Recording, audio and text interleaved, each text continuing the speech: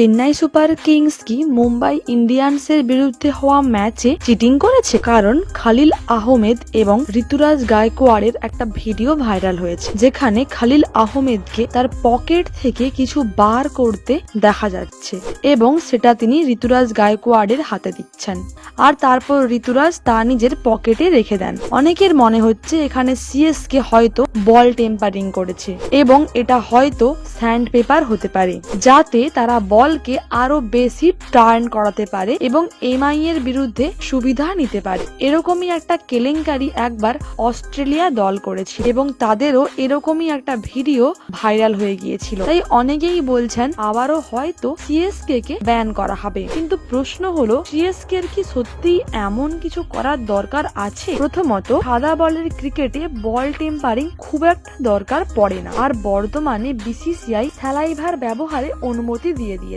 আর কোন দল কি সত্যি প্রথম ম্যাচেই এত বড় ঝুঁকি নিতে চাইবে? যদিও এখনো পর্যন্ত অফিসিয়ালি ভাবে কোনো তথ্য সামনে আসেনি, তবে বেশিরভাগ মানুষের ধারণা এটা হয়তো কোনো আংটি বা চুইংগাম হতে পারে, যা খালিল আহমেদ ঋতুরাজকে দিচ্ছিলেন। এই বিষয়ে আপনার কি মতামত আমাদের কমেন্ট করতে ভুলবেন না। ভিডিওটি ভালো লাগলে অবশ্যই লাইক করে দেবেন।